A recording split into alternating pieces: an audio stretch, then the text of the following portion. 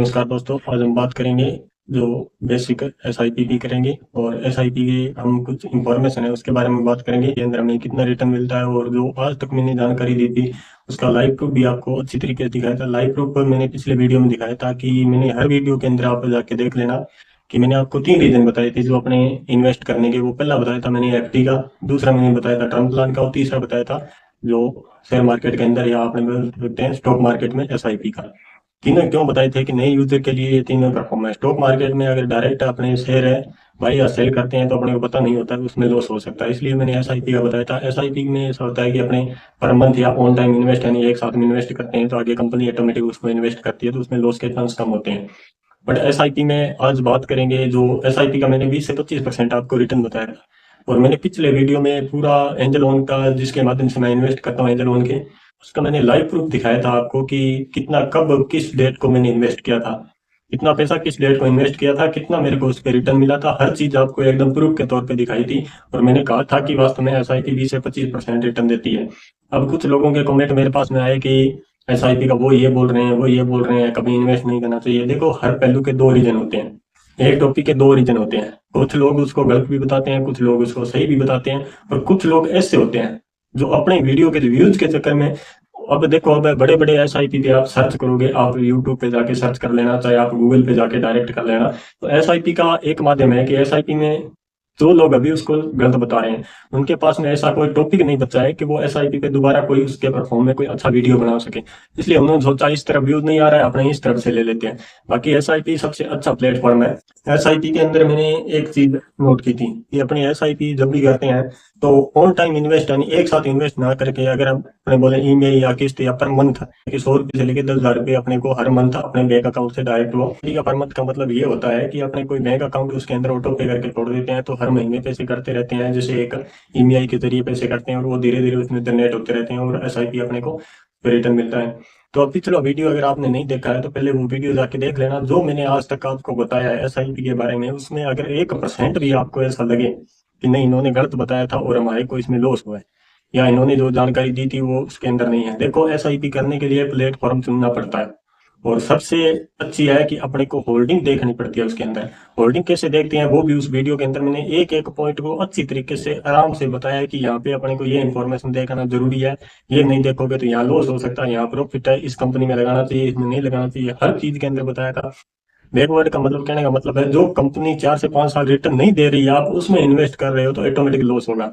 But मैंने एक Nippon small cap का दिखाया था, निप्पो स्मॉल कैप के अंदर सबसे अच्छा रिटर्न मिला था। दूसरा मेरा इन्वेस्ट था वो एचडीएफसी बैंक में था, एचडीएफसी बैंक का भी मेरे को अच्छा मिला था। तीसरा था ऑन टाइम इन्वेस्ट यानी एक साथ मैंने इन्वेस्ट किया था, वो आदित्य बिरला फाइनेंस में किया था, उसमें भी ठीक है, अच्छा खासा मिल गया रिटर्न। अब मैंने वीडियो के अंदर बताया था कि 20 से 25% का, तो 20 से 25% मैं ईएमआई के जरिए कर रहा हूँ। यानी बोल सकते हैं कि एक किस्त के जरिए मैं पर मंथ ऑटो पे कर रहा हूँ उसके अंदर बैंक के, और 100 रुपए से भी कर रहा हूँ, 500 रुपए से भी मैंने किया था, हर प्रकार से मैंने किया था। और आपको पहले बताया कि मैं पहले एक्सिस पे डायरेक्ट पे में करता था, वहां पे थोड़ा चार्ज ज्यादा होने की वजह से उसको छोड़ दिया और एंजल वन में कर रहा हूँ।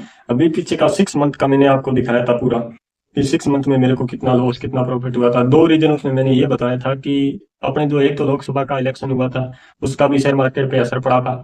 दूसरा, अपने को जो मार्च क्लोजिंग होती है, अपने क्या है भारत के अंदर हिंदू नववर्ष के हिसाब से क्लोजिंग होती है, तो अपने मार्च में क्लोजिंग होती है, बाकी देशों के अंदर दिसंबर में क्लोजिंग हो जाती है। अब रहती है शेयर मार्केट की बात। शेयर मार्केट के लोग बोलने पे कुछ भी बोले, क्योंकि इंडिया के अंदर है हर आदमी के 2 पहलू होते हैं, कोई कुछ बोलेगा कोई कुछ बोलेगा। पैसा अपना है, कहीं पे भी इन्वेस्ट करो, अच्छी जगह करो जहां अपने को रिटर्न अच्छा मिलता हो। एफडी के अंदर 7% इंटरेस्ट था, तो एफडी की मैंने आपको बताया था, उसकी तुलना मैंने एक वीडियो बनाया था जिसके अंदर है, वीडियो है शायद तक वो, कि अपने पैसा कैसे बचाएं, सैलरी में से 10% कैसे बचाएं, उस मोटिवेशन पे वीडियो था। उसके अंदर मैंने बताया था कि महंगाई दर अगर अपने पिछले 4 साल में देखें तो 12% प्रति वर्ष से बढ़ रही है। कहने का मतलब 100 रुपए पे 12 रुपए, यानी कि जो पिछले वर्ष 100 रुपए की कोई वस्तु थी वो 112 रुपए की होगी। एफडी अपने को 7% दे रही है, तो एफडी में अगर आप 100 रुपए इन्वेस्ट करते हो तो एक साल बाद 107 मिलेगा, और महंगाई 12, यानी कि जो चीज आज 100 में मिल रही है वो 112 मिलेगी, लेकिन एफडी में पैसा लगाओगे तो उसका 107 ही होगा। एसआईपी में क्या होता है, 2% पर मंथ का बताया था और साल का 24% होता है। तो 24% कहने का मतलब है एसआईपी के अंदर 100 रुपए लगाओगे तो नेक्स्ट ईयर से उसके अंदर लगभग 124 रुपए होते हैं एक साल बाद। तो उसमें महंगाई दर से कंपैरिजन करना बहुत जरूरी था, वो भी मैंने महंगाई दर से कंपैरिजन किया था। अब कुछ बड़े बड़े यूट्यूबर है जो उनके बैक के जो पहले के वीडियो बनाए हुए ना, वो आप एक बार जाके उनकी साइट पे जरूर देखें, क्योंकि आज जो बता रहे हैं एसआईपी का काला पैसा, इसमें कभी भी पैसा मत लगाना, वीडियो देख लेना, नहीं तो जिंदगी भर पछताओगे। ऐसे बहुत से आपको मिलेंगे क्योंकि थंबनेल होते हैं उनके, ये सिस्टम से लगाए जाते हैं कि एसआईपी काला पैसा ये वो है। वो व्यक्ति वो है जिनके लगभग 150 वीडियो बन चुके हैं एसआईपी पे। अब उनको कोई टॉपिक नहीं मिल रहा है कि मैं एसआईपी को मोटिवेशन के लिए कहाँ वीडियो बनाऊं, तो उनके पास में कुछ बचा नहीं है। तो उन्होंने क्या किया, अपने व्यूज के चक्कर में एसआईपी को बैकग्राउंड में डाल दिया।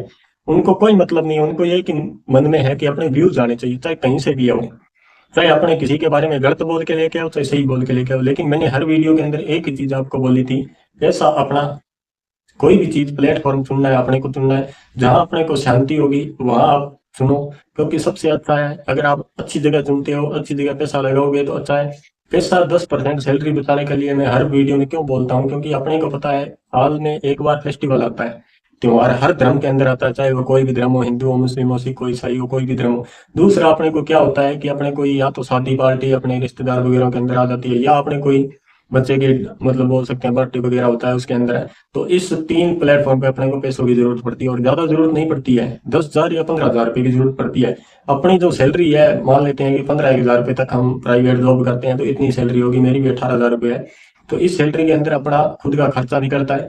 जब अपने को जब ऐसा फेस्टिवल वगैरह या कोई पार्टी वगैरह आती है, तो तब अपने को 15 से 20,000 रुपए जो एक्स्ट्रा चाहिए पार्टी या कोई फंक्शन के लिए या कोई त्योहार के लिए, तो वो इसके माध्यम से अगर 10% आप बचाओगे तो वहाँ पे क्या है, थोड़ा फैमिली अच्छे से निकल जाता है।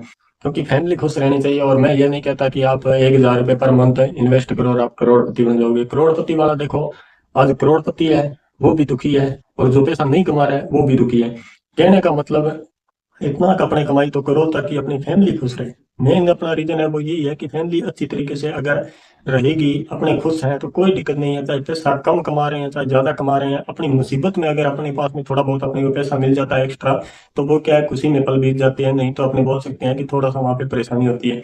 तीसरी चीज मैंने बताई थी आपको लोन की, कि अपने कहीं से लोन लेते हैं। मोटिवेशन वीडियो मैंने पूरा आपको बताया था कि अगर अपने को 20,000 रुपए की जरूरत पड़ गई, या तो अपने मर्जी से अपने इन्वेस्ट करके 20,000 रुपए इकट्ठे किए, और वहां पे अपने को क्या अगर 20,000 का लोन लोगे तो आपको लगभग बताया था कि पहला तो इंटरेस्ट, पर्सनल लोन ही होता है ज्यादातर 20,000 का, पर्सनल लोन में 24% का इंटरेस्ट डाल देते हैं। दूसरा फाइल चार्ज डाल देते हैं। तीसरा वो बोलते हैं कि आपका इंश्योरेंस करना पड़ेगा, कल को कुछ हो जाए तो हम इंश्योरेंस से क्लेम ले लेंगे। कहीं से भी वो क्लेम नहीं, वो एक बहाना होता है, सब कुछ है। उसमें करीबन करीबन आप मान के चलो 20,000 रुपए पे आपको करीबन करीबन 10,000 रुपए उस पर ब्याज डाल देते हैं, वो 30,000 रुपए वहां पे आपको मजबूर होकर 2700-2800 रुपए पर मंथ पे करना पड़ेगा। और यहाँ अपनी मर्जी से कोई 1,000-1,500 रुपए पे कर रहे हैं तो भी अपने उतने पैसे जनरेट हो रहे हैं। इसलिए बोल रहा हूँ, एफडी के अंदर आपको फिक्स डिपॉजिट में टाइम होता है, कितना टाइम आपको रखना पड़ेगा, तब इतना ब्याज मिलेगा, नहीं तो ब्याज कम मिलेगा। एसआईपी एक ऐसा प्लेटफॉर्म है जिसको आप जब चाहो विड्रॉल ले सकते हो, जब चाहो इन्वेस्ट कर सकते हो, जब चाहो आप इसमें अगर किसी ड्यू भी होगी तो अपना कोई चार्ज नहीं है, कोई फिक्स डिपॉजिट नहीं है कि आप इतना लगाओ, ये नहीं है। अगर आपके पास में 1,000 रुपए मंथ लगाते हो तो करीबन अपना एक साल में 12,000 रुपए लगाओगे। 12,000 रुपए पे करीबन करीबन अपने को 3,000 के करीबन ब्याज आता है, इंटरेस्ट बोले अपने, तो 3,000 रुपए इंटरेस्ट आ जाता है। 3,000 कहने का मतलब 12,000 के 15,000 रुपए हो जाते हैं। अपने को जरूरत पड़ी, ठीक है, 15,000 अपने कोई फंक्शन आ गया, जरूरत पड़ी, अपने 10,000 निकाल लो, उसमें से 5,000 रह गई, फिर अपने 1,000 रुपए उसमें इन्वेस्ट करते हैं, तो आगे फिर उसमें 5,000 पीछे गया, आगे करेंगे 12,000 रुपए और हो जाएंगे, वो 17,000 से करीबन इंटरेस्ट जनरेट होने के बाद में 22 से 23,000 रुपए हो जाएंगे। तो धीरे धीरे अपने को क्या है, जब भी अपने को जरूरत पड़ेगी तो पैसे वहां से निकाल भी सकते हैं। और मैंने पूरा वो पिछला वीडियो आप एक बार जरूर देखना, क्योंकि उसमें मैंने बताया था कि एसआईपी में मैंने कब पैसा लगाया था, मुझे कितना इंटरेस्ट मिला, हर एक चीज को प्रेम से समझाया था आपको, और हमने देखा था कि कहाँ कितना ब्याज इंटरेस्ट हुआ था। और तीसरी चीज मैंने उसमें विड्रॉल की बताई थी। कई लोग बोलते हैं एसआईपी से कुछ नहीं है, विड्रॉल आप जब चाहो तब ले सकते हो। ये नहीं है कि मैंने 2 एसआईपी भरी है और मैं तीसरे में विड्रॉल वो मेरे को नहीं देगी, नहीं, आप जब चाहो तब विड्रॉल लो, एसआईपी आपको विड्रॉल देगी, ये नहीं है। एसआईपी का अगर किसी को शक हो कि नहीं है एसआईपी के अंदर हमारी को इसके ज्यादा हो गया, तो आप गूगल पे जाके सर्च कर लेना कि एसआईपी इंडेक्स का 2023 मार्च से लेकर 2024 अप्रैल तक का जो 1 साल का इंटरेस्ट है 51% रिटर्न आया है। ये गूगल खुद बता रहा है, आप गूगल पे सर्च करो 51% रिटर्न किसको बोलते हैं। 100 रुपए पे डायरेक्ट अकाउंट पे इंटरेस्ट के तौर पे आगे 1 साल में, यानी कि 100 रुपए के 150 रुपए। आज तक ऐसा कोई प्लेटफॉर्म नहीं है जो इतना इंटरेस्ट देगा। बाकी देखो, अपना पैसा है, जहाँ आपकी इच्छा हो वहां लगाओ। मैं तो यही कहता हूँ कि आप थोड़ा थोड़ा बचाओ, ताकि हमें किसी के आगे हाथ फैलाने की जरूरत ना पड़े। और आज के टाइम में अगर आपके पास में कोई प्रूफ नहीं है दिखाने के लिए, तो आपको कोई पैसा नहीं देगा। हाँ, मजबूर में आपको कोई कंपनी लोन देगी तो वो आपसे डबल वापस लेगी, और वहां पे मजबूर होकर आपको देना पड़ेगा। इसलिए मैं कहता हूँ थोड़ा थोड़ा पैसा बचाओ, बाकी किसी पे भी इतना ध्यान देने की जरूरत नहीं है। जो लोग आज SIP को बोल रहे हैं कि ये है वो है, भारत में लोग इसको बंद करवा रहे हैं, तो आप तुलना करके देखो स्टॉक मार्केट की। मैं ये नहीं कहता कि बैकवर्ड देशों से करो, बैकवर्ड कहने का मतलब बांग्लादेश, म्यांमार, भूटान, पाकिस्तान, अफगानिस्तान, इनसे तुलना मत करो। तुलना करनी चाहिए हरदम अपने से, जो अच्छा हो अपने से अच्छा जिसका सिस्टम चल रहा है, यानी कि यूरोपियन कंट्री जैसे ब्राजील है, इटली है, फ्रांस है, जापान है, जर्मनी है, ऑस्ट्रेलिया है, अमेरिका, यूएसए बोले, कनाडा है। इनके अंदर आप तुलना करके देखो कि वहां की पॉपुलेशन या आपने बोले जनसंख्या, कितनी जनसंख्या स्टॉक मार्केट में इन्वेस्ट करती है। अभी पीछे आपने एक न्यूज सुनी होगी कि HDFC बैंक के 2% मार्केट खरीदा था चाइना ने। कितना खरीदा था? 2000 करोड़ के अंदर खरीदा था। वो पागल नहीं है कि वो 2000 करोड़ रुपए या ऐसी जगह डाल रहा है जहां उसको कोई प्रॉफिट ही ना हो। उसको पता है कि इंडिया का 1 नंबर बैंक है HDFC, फिलहाल में 1 नंबर पे HDFC ट्रेड कर रहा है, इसलिए उसको पता है कि आज अगर मैं यहाँ 2000 करोड़ डाल सकता हूँ तो 2 या 3 साल बाद मैं यहाँ से 4 करोड़ वापस निकालूंगा। 400 करोड़ निकालेगा वो वापस, क्योंकि उसको पता है चाइना जितना चालाक कोई भी कंट्री नहीं है। इसलिए ऐसा है। स्टॉक मार्केट ठीक है भारत के अंदर है 4 या 5 साल, अभी स्टॉक मार्केट के बारे में थोड़ा बहुत अपने क्या है, इंटरनेट भी बहुत लेट आया था, तब धीरे धीरे लोग समझने लगे कि स्टॉक मार्केट क्या है, कैसे काम करता है। धीरे धीरे हर व्यक्ति इसमें इन्वेस्ट करेगा, लेकिन अभी अपने शहर के अंदर तो फिर भी स्टॉक मार्केट में इन्वेस्ट करते हैं, ग्रामीण क्षेत्र के अंदर बिल्कुल भी नहीं करते, क्योंकि उनको पता ही नहीं। उनको सिर्फ एक ही शुरू से पता है, FD के अंदर 7% रिटर्न लेके 12% महंगाई दर प्रति वर्ष बढ़ रही है, तो पैसे की वैल्यू घट रही है, बढ़ नहीं रही है।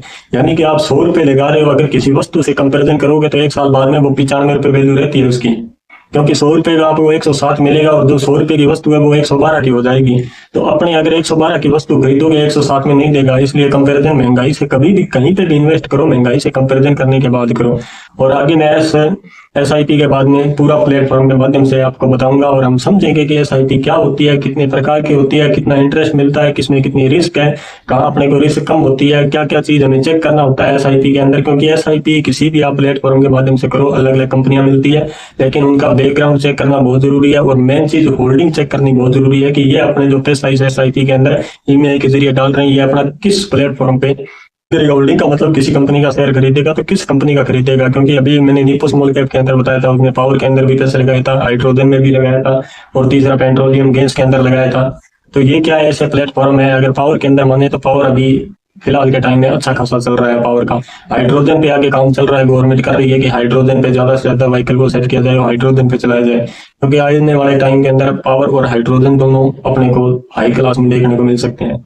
थैंक यू, आज के वीडियो के लिए इतना ही। कल अपने बात करेंगे SIP किस प्रकार से होती है, कितना रिटर्न है, कहाँ रिस्क है, कहाँ नहीं है, टोटल धीरे धीरे करके समझेंगे तो हर चीज समझ आएगी। ऐसे ही कुछ बताने में मतलब नहीं है, बताने को तो मैं सारा 15 मिनट में टोटल SIP का ही बता दूं।